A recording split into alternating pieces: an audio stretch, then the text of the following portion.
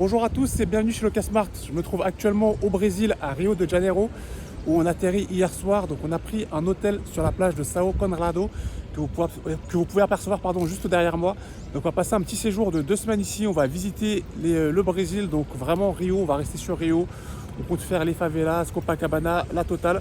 Et donc suivez-nous pour la suite de cette vidéo. Un petit conseil si vous venez au Brésil et que vous avez besoin d'une puce téléphonique pour avoir internet, notamment pour vous déplacer, pour prendre des Uber ou autres, prenez vos dispositions à l'avance. N'essayez pas de l'acheter sur place parce que vous ne pourrez pas. Là, on a fait 2 opérateurs téléphoniques, donc Claro et TIM, qui sont les 2 principaux opérateurs du pays et refusent de nous vendre des cartes SIM. Les cartes SIM, il faut savoir ici, il faut avoir un numéro CPF, donc c'est un numéro qui est inscrit sur la carte d'identité brésilienne.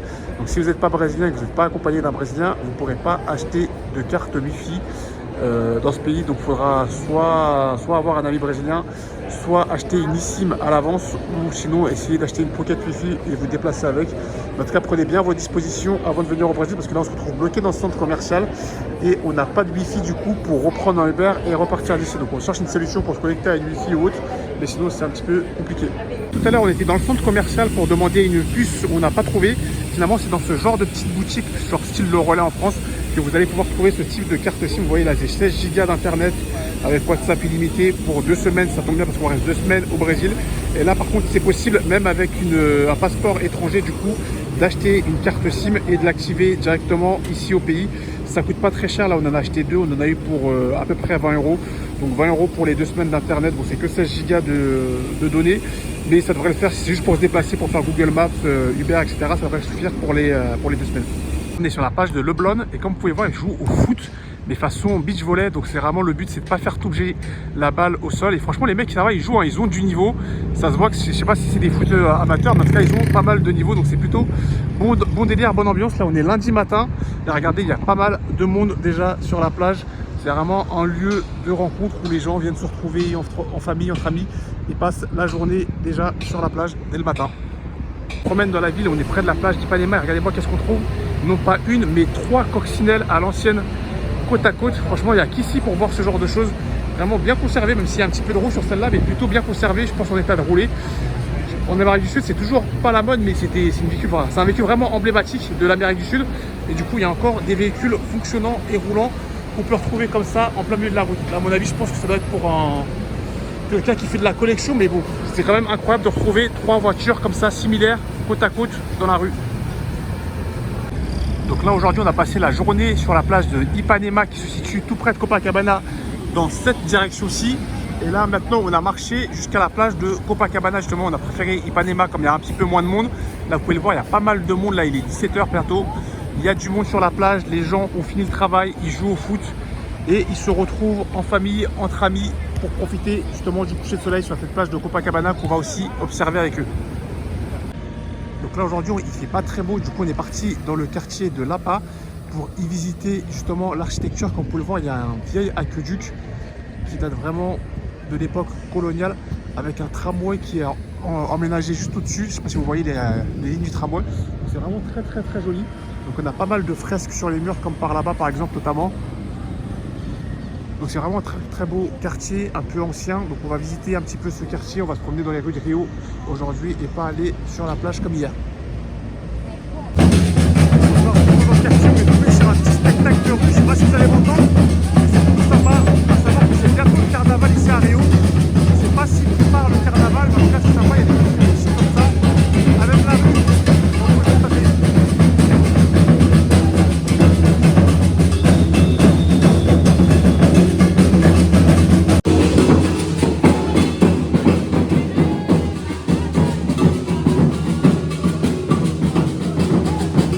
Là, on se trouve devant l'escalier Celaron, connu notamment pour être l'endroit où a été tourné le clip Beautiful de Pharrell et Snoop Dogg. Je ne sais pas si vous vous souvenez de ce fameux escalier aux couleurs du Brésil justement. Donc c'est un bel escalier et on va monter pour avoir une belle vue panoramique sur le paysage.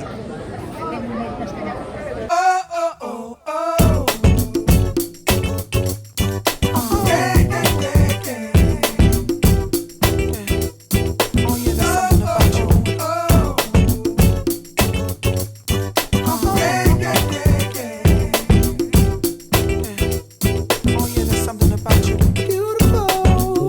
I just want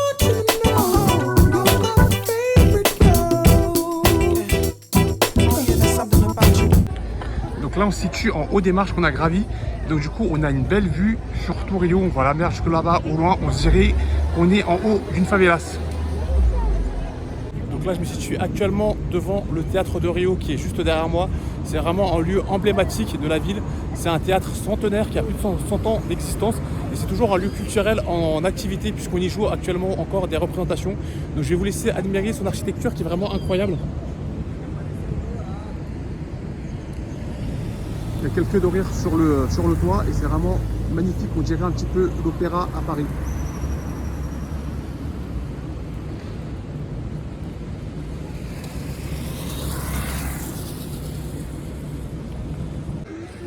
Donc là, pour s'abriter de la pluie, on est parti faire les boutiques. Donc on allait au marché Uruguayana.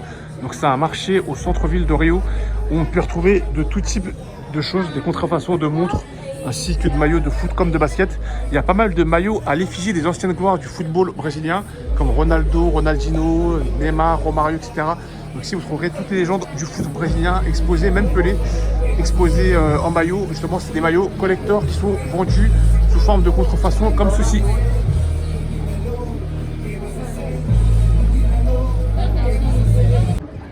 Donc là, on a un petit peu marché dans Rio. Donc on se situe sur une autre place qui se situe au bord d'un port. Et donc du coup, on se situe devant le musée des Amania, qui est en gros le musée du futur de Rio.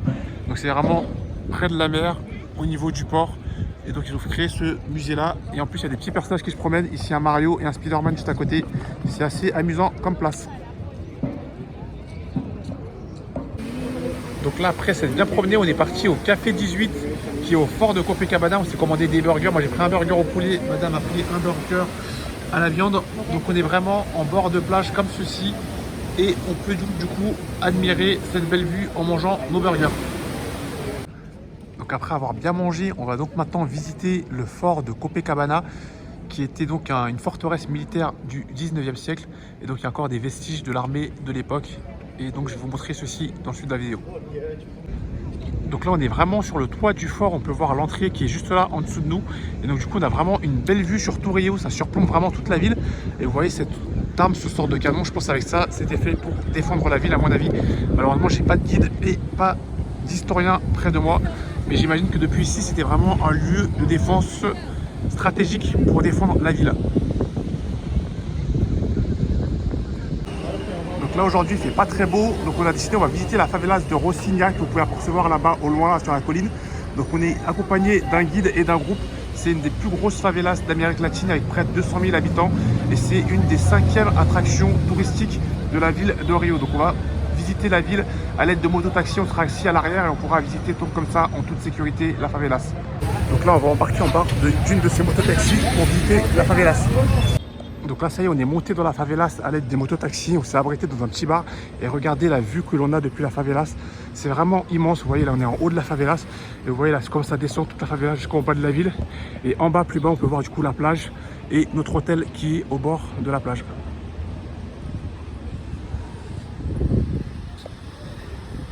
Et là, on est tout en haut du bar. On est vraiment sur la terrasse du bar. Et on a vraiment une vue panoramique à 360 sur toute la ville de Rio. C'est vraiment magnifique de se retrouver ici. Donc là, on pénètre vraiment à l'intérieur de la favelas. Heureusement, on est avec notre guide Leandro, juste devant avec son maillot de flamengo, qui nous dit où est-ce qu'on a le droit de filmer, où est-ce qu'on n'a pas le droit de filmer. Ici, apparemment, c'est safe, mais à certains endroits, il nous dira quand est-ce qu'il faudra ranger les téléphones et donc ne pas filmer, surtout pas filmer les habitants. Alors ici, on a un terrain de foot en plein milieu de la favelas. C'est peut-être ici que sont nées certaines légendes du football. Donc là, ça y est, on est toujours dans la favelas de Rocinha. On a traversé la zone chaude. Donc on est à nouveau autorisé à filmer. Donc là, du coup, on est dans une sorte de marché local. Comme vous pouvez voir, il y a des couleurs de flamengo un peu partout ici. C'est vraiment le club de la ville, le club local. Donc tout le monde est habillé aux couleurs de flamengo. C'est vraiment le rouge et le noir qui est la couleur dominante dans ce quartier. Donc là, maintenant, on va aller visiter les jardins botaniques de Rio. Malheureusement pour nous, on n'a pas trop de chance en ce moment. Il fait pas très beau à Rio. Donc on va faire plutôt des activités comme ça de ville plutôt qu'aller à la plage. Donc on va visiter le jardin botanique et je vais vous montrer ça dans la suite de la vidéo. Donc là on se situe à l'intérieur du jardin. Franchement c'est pas mal comment ça a été aménagé. On se croirait vraiment dans une sorte de forêt amazonienne. Il y a un petit peu tout type d'espèces de plantes avec les explications. Malheureusement c'est en portugais qu'on voit. Mais en tout cas c'est bien fait comment c'est aménagé. Donc là on est toujours dans le jardin botanique et regardez-moi cette magnifique allée. On dirait un petit peu l'allée du manoir en Guadeloupe pour ceux qui connaissent. C'est vraiment magnifique avec des grands palmiers qui bordent la route de part et d'autre. Donc là on s'est arrêté dans un restaurant en hauteur qui est près de la favelas de Santa Teresa. Donc on a commandé ceci, donc des pommes de terre avec du poulet, du riz, des haricots. On cherchait de base de la feijoada, mais ils en font pas sans porc parce qu'on ne mange pas de porc, donc on a pris ceci indépendamment. Aujourd'hui il fait vraiment moche, donc on est parti s'abriter dans un café, le Solo Café. Donc moi j'ai pris un açaï pour goûter.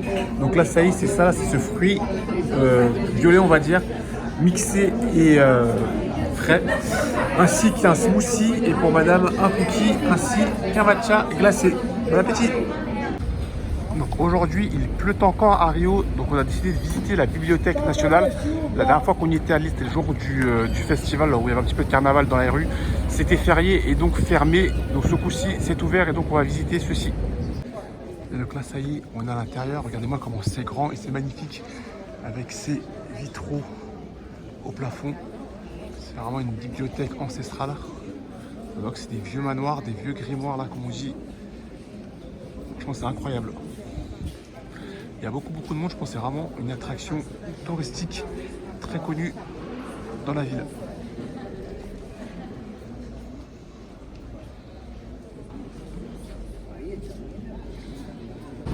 Décidément, il continue à pleuvoir sur Rio, donc on va faire un tour au Centro Cultural Banco do Brasil. Donc je ne sais pas trop ce que c'est, là apparemment les gens font la queue, donc on va aller voir ce que c'est, si l'entrée est gratuite, donc on va un peu s'abriter dedans et je vous montrerai au fur et à mesure. Donc là on a pénétré à l'intérieur du centre culturel, on a une petite expo comme ceci, avec une grande bibliothèque derrière. Donc c'est assez intéressant, malheureusement tout est en portugais donc on ne comprend pas trop, mais sinon c'est plutôt intéressant comment c'est disposé, je pense pour les enfants. En plus c'est gratuit, il y a accès à pas mal de livres, de BD, d'encyclopédies. Je pense que ça peut être pas mal d'amener ses enfants ici si on est portugais. En plus regardez-moi cette ambiance, on se croirait vraiment dans une vraie bibliothèque. Donc là ça y est, on en a fini avec le centre culturel du Brésil. Il y avait pas mal d'expositions, mais celle-ci était payante et en plus en portugais, donc on a décidé de ne pas les faire. Et là du coup, on va enchaîner avec la Casa Franca Brasil. Donc c'est apparemment un centre culturel franco-brésilien et donc on va voir de quoi il s'agit. Donc ça y est, on y est. Donc c'est plutôt petit à l'intérieur. Il semblerait que ce soit une exposition d'art. J'ai pas trop les explications malheureusement de quel artiste ou quelle exposition, mais en gros voilà à quoi ça ressemble à l'intérieur. Il y a pas mal de choses exposées comme ceci.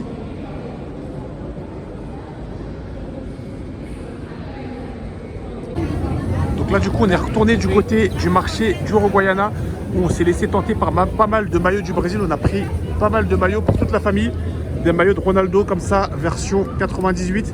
Franchement c'est plutôt arrangeant niveau prix, 50 reals, soit un peu moins de 10 € le maillot. On en a pris 7 ou 8 pour toute la famille. Décidément, il pleut toujours de plus en plus à Rio. Donc aujourd'hui, on n'est pas sorti. On est juste allé dans un petit centre commercial. Et on s'est arrêté dans un restaurant. Moi, j'ai pris une petite salade César. Madame a pris des pâtes à la bolognaise. Et donc, on va déguster ceci bien au chaud en attendant que la pluie cesse. Donc là, changement d'ambiance. Comme il pleuvait trop à Rio, hier soir, on a décidé de prendre un petit vol interne pour arriver ici à Bahia. Donc là, on est le lendemain matin de la précédente vidéo où on était au restaurant. Donc on s'est retrouvé ici à Bahia où on a pris une sorte de Airbnb avec une piscine comme ça en rooftop. Donc on va passer 4-5 jours histoire d'esquiver la pluie à Rio. C'est pas grave, nos projets sont tombés à l'eau à Rio. On devait faire pas mal d'excursions, visiter Ilha Grande, faire d'autres excursions. Ça ne sera pas possible du fait du mauvais temps. Donc du coup on est venu ici à Bahia, un peu plus au nord de Rio, pour justement profiter du beau temps ici. Donc, comme dans notre Airbnb, il n'y a pas de restaurant, on est sorti, on a trouvé un restaurant en bord de plage dans un hôtel où j'ai commandé du coup des frites avec du poulet. Madame a pris des crevettes et tout ça au bord de la mer. Bon appétit. Donc après avoir bien déjeuné, on s'est retrouvé sur la plage de Bahia. Regardez-moi ça, c'est vraiment noir de monde, c'est très animé.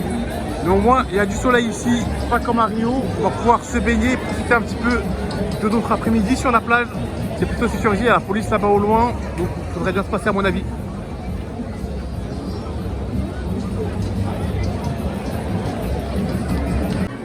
Alors ce matin on est toujours à Salvador de Bahia, on a décidé d'aller visiter une autre partie de la côte de Salvador. Mais avant ça on prend un bon petit déj avec un croissant au saumon, des French toast, du granola et une sorte de smoothie avec de la crème fouettée. Et ensuite, on ira visiter l'autre côte qu'on n'a pas eu le temps de faire hier. Donc là, on va visiter la côte de Gamboa. Regardez la vue resplendissante que l'on a ici. On a vraiment une belle eau bleu turquoise avec une belle marina où il y a pas mal de yachts qui s'y sont entreposés. Et donc du coup, on va continuer de descendre pour aller sur la plage. Et là, en descendant sur la plage, regardez sur ce sur quoi on tombe. Un terrain de football vraiment à l'abri des regards. Donc c'est un terrain mini-foot. À mon avis, c'est des cages sans gardien. Des petites cages comme ça, un petit terrain. Ça doit jouer en contre 1, en 2 contre 2. Je pense que c'est vraiment idéal pour travailler sa technique au Brésil. Donc ça y est, on est arrivé sur la plage. Comme vous pouvez le voir, ici, c'est pas du sable, mais plutôt des galets par terre. Donc comparé à hier c'était plutôt des yachts au bord de la plage. Ici, c'est plutôt des barques. Si hier, c'était Saint-Tropez, ici, on va dire que ce sera plutôt la Bretagne. C'est plus ambiance tranquille avec des petits beach bars comme cela. Alors qu'hier, c'était des bars un peu plus complexes qui étaient sur la plage. Mais ça nous ressemble plus. Donc là, ça y est, il est temps pour nous de quitter cette magnifique plage. Je voulais juste vous montrer le bord de mer. On a l'impression de se baigner au cœur d'une favela. Je trouve ça vraiment magnifique.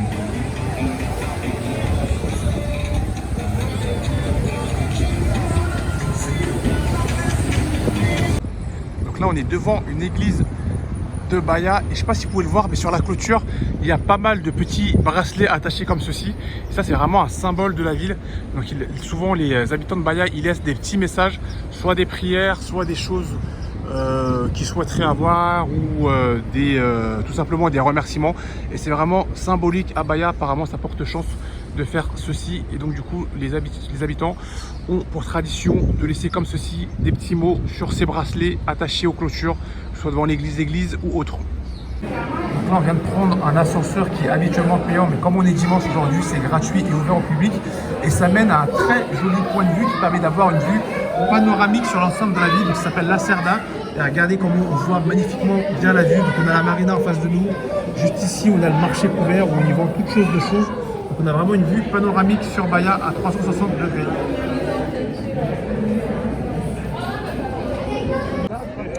Et là, du coup, on vient de sortir de l'ascenseur, on arrive sur une sorte de grande dalle et on a devant nous le Palace Rio Branco. Donc c'est vraiment magnifique cette petite place. On peut voir la mer, le bord de mer au loin. Là, c'est d'où vient du coup l'ascenseur qu'on a pris à l'instant. Et ça fait vraiment une très très belle place.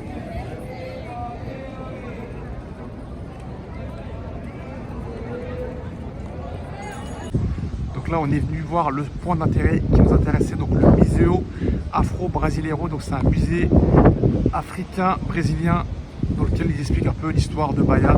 Bahia, il faut savoir, c'est une ancienne ville coloniale. Il y a pas mal d'esclaves noirs qui ont été déportés ici et il y a toujours dans la population une grande majorité d'afro-descendants. Donc on va aller voir un petit peu l'histoire de la ville à travers ce musée. Donc là, on a pénétré à l'intérieur du musée. Il y a pas mal d'art africain. On dirait un petit peu le musée du Quai Branly, pour ceux qui connaissent.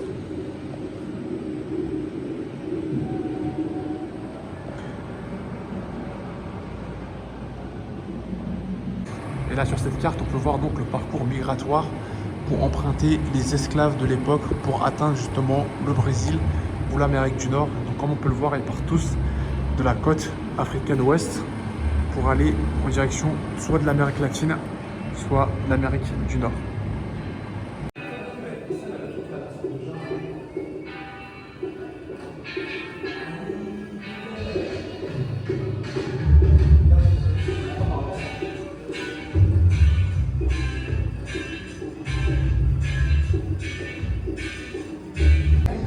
Donc ça y est, on en a fini avec le musée africain. On continue nos visites de Bahia avec la Casa do Carnaval de Bahia, donc qui est le musée du carnaval de Bahia. J'imagine qu'il y aura pas mal de tenues traditionnelles à l'intérieur que je vais vous montrer. Bon, finalement c'était fermé la partie musée, donc on n'aura pas pu visiter les beaux costumes brésiliens du carnaval. Là, on est dans l'ultra-centre de Bahia et il y a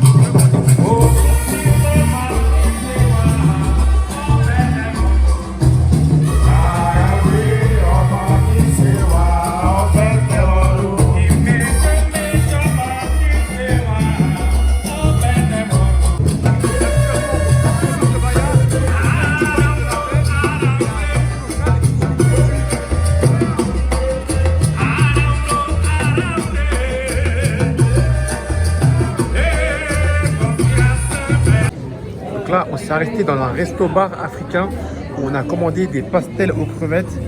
Ça s'appelle du fouzoura. C'est un plat à base de banane plantain ainsi que de bœuf et de la sauce. Les cocktails aussi vraiment très très bons à base d'ananas frais pressé. Tout ça avec une belle vue magnifique. Donc le bar s'appelle le Zanzibar et franchement c'est excellent. Tout ce qu'ils proposent c'est vraiment excellent. Je crois que c'est les meilleurs pastels que j'ai jamais mangé de ma vie. Et pareil pour le jus d'ananas, excellent. Comme on n'a pas de petit déjeuner inclus dans notre Airbnb, on passe notre vie dans les cafés brésiliens pour le petit déjeuner. Donc là je me suis commandé un sandwich au poulet. Madame a pris des œufs façon omelette avec du maté, pour moi un jus d'orange et un granola. Et on va bien se régaler avant de faire encore une petite visite de la ville de Bahia. Donc là on s'est posé dans un beach bar vraiment en bord de mer sur une plage privée. Et donc on va passer une partie de la journée ici allongé, à rien faire, à siroter des petits cocktails. Il y a un restaurant en dessous si jamais on veut manger et la plage juste là devant nous. Donc là ça y est, on va partir du beach bar de la plage de Rio Vermelho. Je vous remonte juste une dernière fois pour montrer que c'était un endroit paradisiaque. On avait vraiment un beach bar au bord de la plage. On était posé dans ce sort de hamac. C'était vraiment relaxant et reposant. Et maintenant on va aller se promener en ville. Donc là on a changé d'endroit pour observer le coucher de soleil. On est allé à une autre plage et franchement on a une très très belle vue. Une belle jetée ici, une piste cyclable.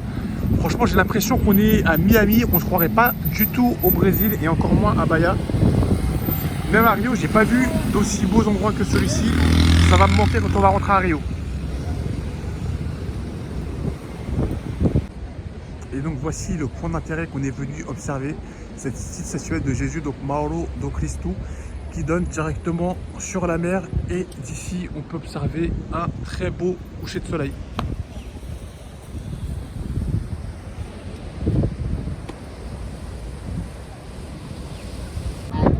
On est toujours sur la même côte à Bahia et notre point d'intérêt c'est ce phare justement de Bahia. Comme vous pouvez le voir c'est pas mal animé, il y a beaucoup de monde qui s'agglutine ici le soir pour prendre de belles photos.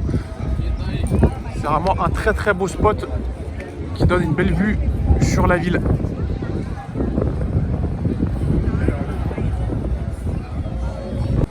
Donc ça y est, le voilà le coucher de soleil. Donc il y a pas mal de monde qui s'est réuni autour du point de vue près du phare et on a même droit à un petit peu de musique avec un artiste qui joue.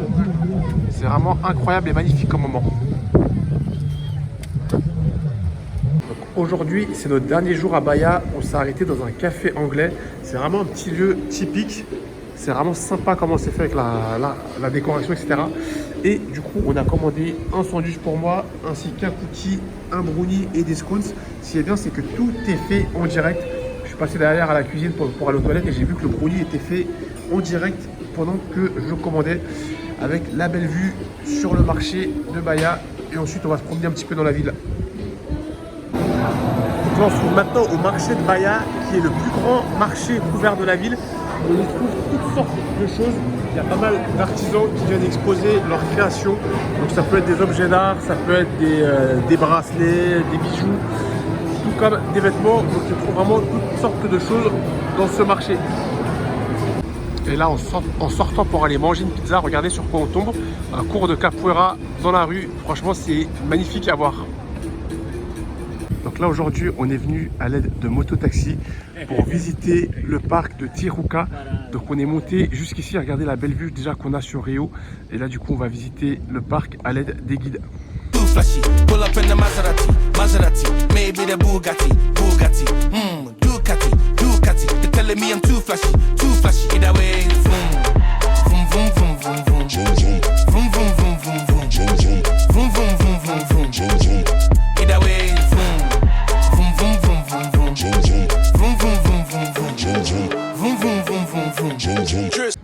Donc là on est monté un peu plus haut dans la ville et vous pouvez apercevoir juste devant nous la favela de Santa Teresa qui est une des plus vieilles favelas de Rio. La dernière fois on a vu Rocinha qui est la plus grande et Santa Teresa c'est une des plus anciennes justement, c'est vraiment une favelas historique. Et encore plus loin, au loin, je ne sais pas si vous le voyez là-bas, on peut apercevoir le stade Maracanã où joue notamment l'équipe nationale du Brésil ainsi que de Flamengo et de Fluminense. Voilà. Donc là, ça y est, on est tout en haut de la colline et donc on va pénétrer maintenant dans le parc de Tijuca. Avec le guide, il y a une superbe cascade justement qui va nous montrer dans quelques secondes. Donc là, ça y est, on a pénétré à l'intérieur du parc et regardez la vue que l'on a sur Rio. Là, par là-bas, à gauche, on a les plages de Copacabana, Ipanema qu'on a déjà faites. Et à droite, c'est une autre côte qu'on n'a pas encore visitée. Apparemment, le coucher de soleil, les beaux couchers de soleil seraient plutôt par là-bas. Copacabana, ce serait bien pour le lever. Et le coucher de soleil, ce serait plutôt de l'autre côté de la côte. Donc je vais profiter une dernière fois de la vue, on va changer d'endroit. Mais regardez comment c'est incroyable. On a vraiment une vue panoramique sur tout Rio. Avec le Christ là-bas, le Corcovado qu'on peut apercevoir au loin, qu'on doit visiter normalement demain, si tout va bien niveau climat, niveau temps. Alors là, avec le guide local, GG, qui fait le con. Regardez où est-ce qu'il nous a amené à cette magnifique cascade. L'accès était vraiment très difficile. Mais grâce à GG et Sucré, on a pu accéder à cette magnifique cascade. Regardez-moi cet accès incroyable. Donc là, ça y est, on est en train de redescendre. Je vous montre juste ce qu'on a dû gravir pour arriver jusque-là. Regardez-moi la grosse pente. On a vraiment fait de l'escalade pour arriver jusqu'ici. C'était pas facile. Je vous remontre un peu mieux maintenant qu'on est descendu. Comme la jeune fille, elle descend là, regardez-moi ça. C'est plus facile à descendre qu'à monter, je peux vous le dire.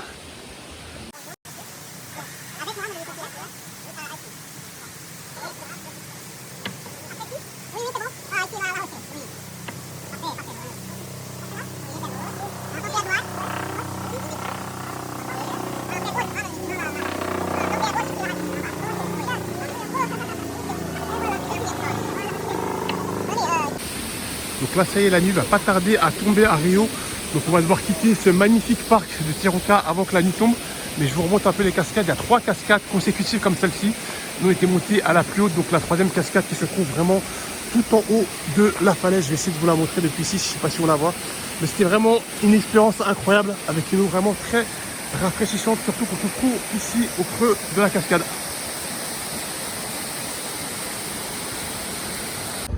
Donc ici, on est toujours dans la forêt, on peut observer des petits singes qu'on appelle les macacos gregos qui mangent justement, là regardez, il y en a un ici là dans l'arbre, qui mangent justement les fruits qui s'appellent les joca. Ce sont ces fruits-ci qui ressemblent un petit peu à des taurions. J'essaie de mieux vous les montrer. On en voit par ici notamment. Et là regardez les petits singes qui se cachent un petit peu dans la forêt, mais c'est quand même beau de les voir dans leur habitat naturel. Donc ici, on a une sorte de temple chinois qui rend hommage justement aux ancêtres chinois qui étaient venus ici à la forêt de Tijuca il y a très longtemps pour faire justement des plantations de thé. Et du coup, on leur a rendu hommage comme ceci avec un temple à leur effigie. Et regardez encore la vue incroyable qu'on peut avoir depuis le temple. On a une belle vue sur les plages d'Ipanema et Copacabana. Là voilà, j'ai trouvé une stèle qui explique un peu l'histoire des Chinois, de leur immigration ici au Brésil. Ils disent qu'en gros au 19e siècle, ils ont connecté les jardins botaniques où on était tout à l'heure à un autre quartier qui s'appelait Alto do Boa Vista. Donc en gros, ils ont construit une route qui a permis de relier ces deux sites à travers la montagne. Là vous voyez, on a une route qui traverse la montagne et apparemment ce seraient les ancêtres chinois qui auraient donc construit celle-ci ou du moins ses fondations. Je me suis trompé, excusez-moi, c'est le macaco prego. Notre guide m'a corrigé.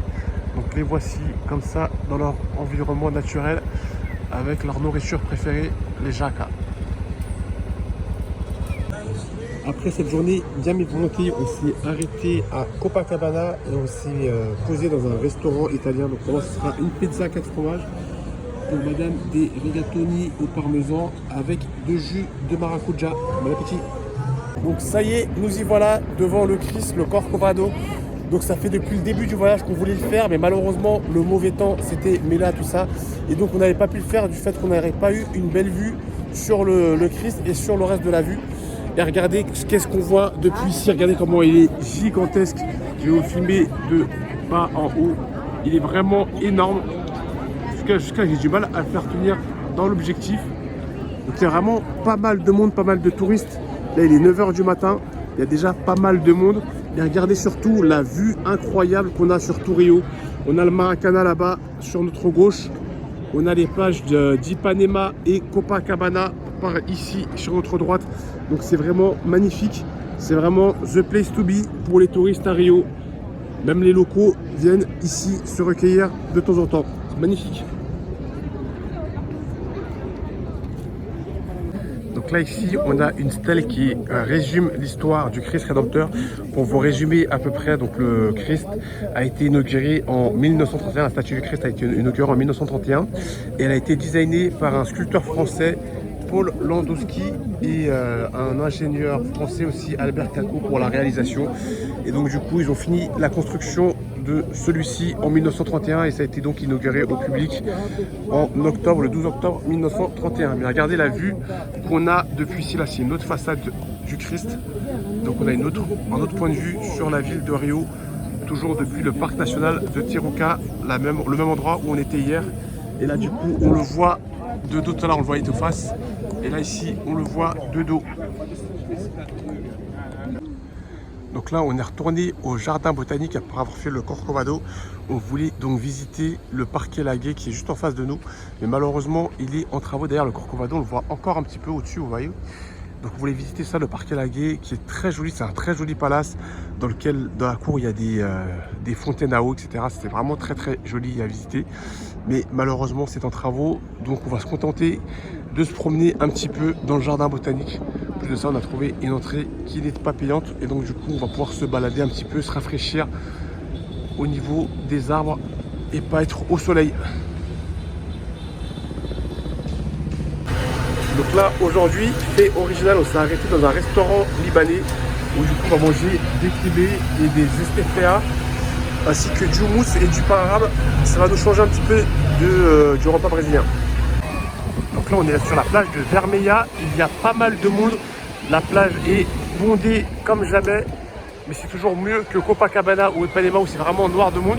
On est ici en attendant de faire cette attraction. Donc le pain de sucre, c'est un sorte de téléphérique qu'on va donc faire vers 17h. Là, il est 14h et quelques. Donc on vient de manger, on digère, on va un petit peu se baigner et ensuite on va direction le pain de sucre. Par contre, un truc qui est dommage ici, et voilà pourquoi je ne me suis pas baigné malgré qu'il faisait beau et que l'eau est bonne. C'est ça, vous voyez là, ça c'est que des déchets partout sur la plage. C'est dommage que les Brésiliens n'entretiennent pas leur plage parce que franchement c'est un trésor. C'est une très très belle plage. Moi je trouve que c'est encore plus beau qu'Ipanema ou Copacabana. Mais si seulement il n'y avait pas ces montagnes de déchets et de plastique là, à même le rivage qui allait me baigner. Mais là c'est dommage, ça dégoûte d'aller se baigner.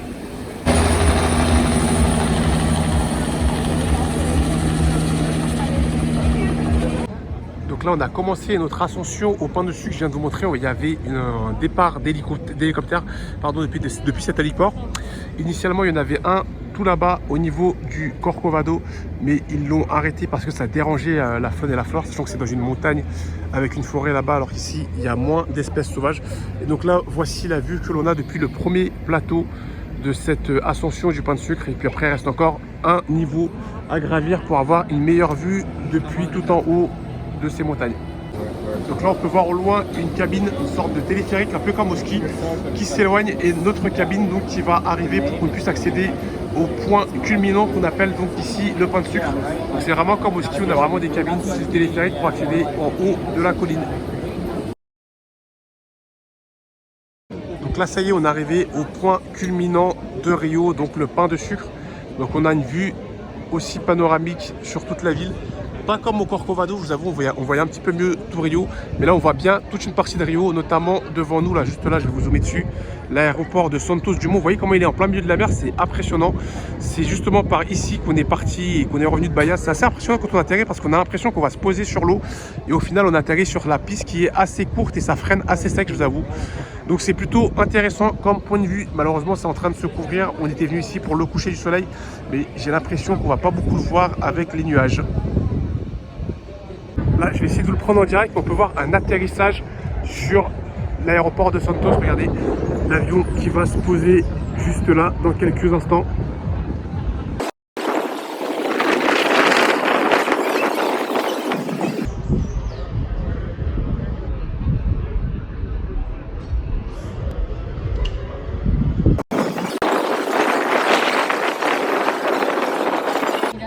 Finalement, j'ai parlé un petit peu trop vite.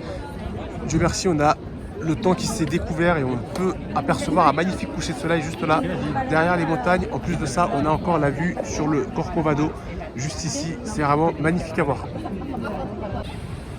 Voilà, on se situe actuellement sur la place de Sao Conrado, près de notre hôtel. Le voyage touche à sa fin. Donc ces derniers instants à Rio, on va prendre notre vol ce soir. À partir de 19h, il faudra qu'on soit à l'aéroport et donc du coup, on aura bien profité de ces vacances. Moi, ce que j'aurais préféré dans ce voyage, je pense, ce sera la visite de la favelas de Rocinha avec notre guide Leandro qui parlait très bien français, très sympa et qui nous expliquait vraiment tous les codes de la favelas, ce qu'il en était. Et on a vu la favelas par nous-mêmes et pas comme les médias nous les décrivent. Et j'ai aussi également aimé la visite de la dernière fois, le parc de Tiroca avec les guides, les mototaxis justement, qui nous ont vraiment fait visiter le parc de fond en comble. Sans eux, ça n'aurait pas été possible d'aller visiter tous ces endroits parce que c'était plutôt éloigné physiquement. Donc merci à eux de nous avoir fait découvrir justement ce parc en long, en large et en travers. Donc en tout cas, j'aurais bien aimé mon séjour au Brésil. Malheureusement, c'est toujours trop court les vacances quand ça se finit. Ça sera tout pour moi pour cette vidéo. On se dit à la prochaine, dans une prochaine vidéo. Não tem jeito, meu compadre. Vambora. Ela vacilou comigo, nós estamos aí, né? Tudo certo. Eu tentei ficar com você, eu lutei, insisti, persisti, mas você só brincou. Sempre me levou na brincadeira e preferiu a vida de solteira, vida de balada, vida de revoada. Agora vem se arrepender. Se você me amava, porque me machucou? Se me amava, você foi me trair, porque eu não vou negar que ainda te amo, mas você merece o meu abandono. O que eu mais queria era ficar contigo, mas você deixou meu coração partido. E agora nem pintada de ouro eu te quero. Eu não vou sentir pena de te ver sofrendo. Você vai sentir a dor que eu tô sentindo e vai se arrepender de vacilar comigo. Eu